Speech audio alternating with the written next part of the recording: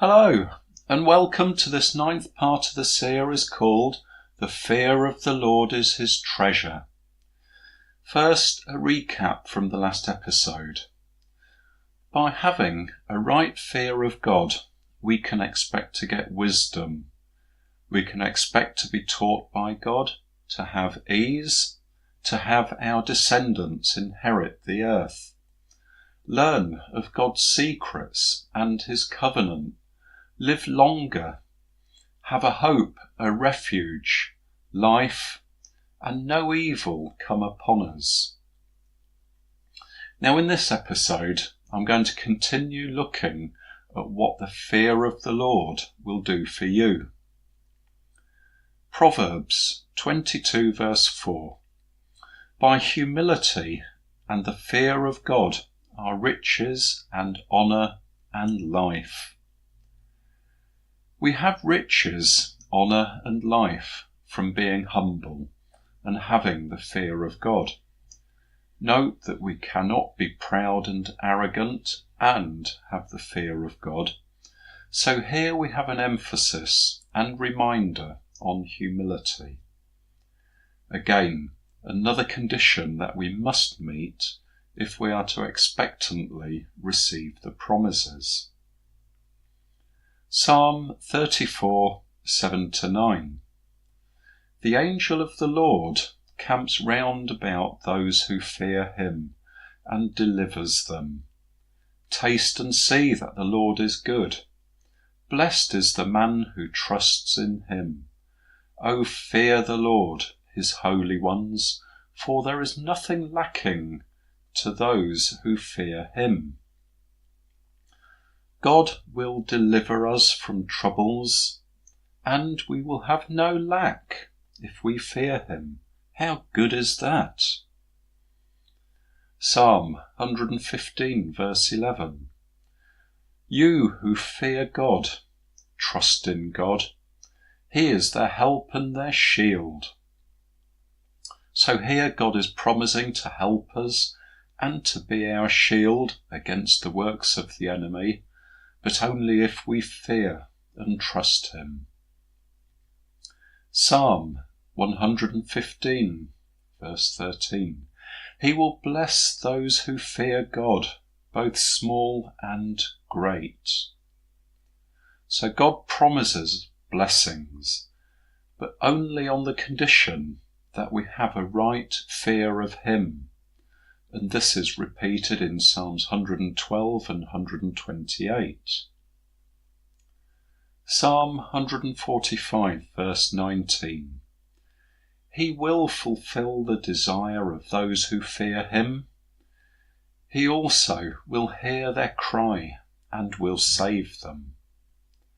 So God here is promising to fulfill our desire. Also, if we get in trouble and cry to him, then he will save us. How wonderful. Malachi 3:16 and 17. Then those fearing the Lord spoke together, each man to his neighbour, and the Lord listened and heard. And a book of remembrance was written before him for those who feared Jehovah, and for those esteeming his name. And they shall be mine, says the Lord of hosts, for the day that I will make up my treasure.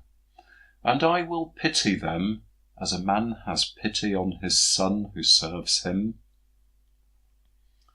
So if you fear God, your name will be written in a book of remembrance. Now I can't prove it, but this sounds a little bit like the Lamb's Book of Life talked about in Revelation. Also, you will be claimed by God as a treasure. And now we've got one of the best. Malachi chapter 4 verse 2. But to you who fear my name, the Son of Righteousness shall arise, and healing will be on his wings. And you shall go out and frisk like calves of the stall. This is a very interesting verse that foretells the arrival of Jesus and that one of the types of people who will recognize Jesus is those who fear God.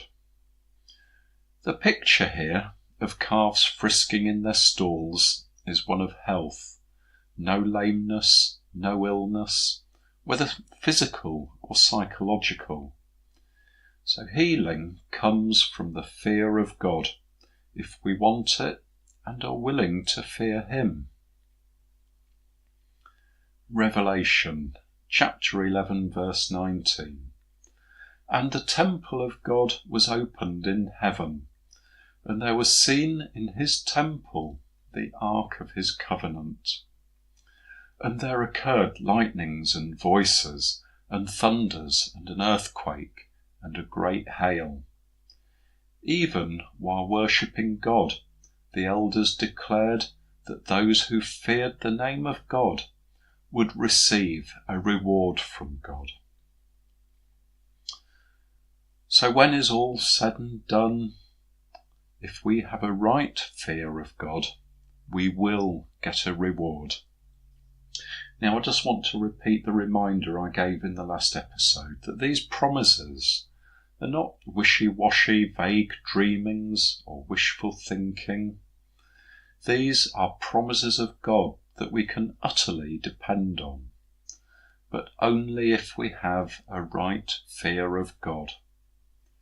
As is so often the case, the promises of God come with conditions that we must meet.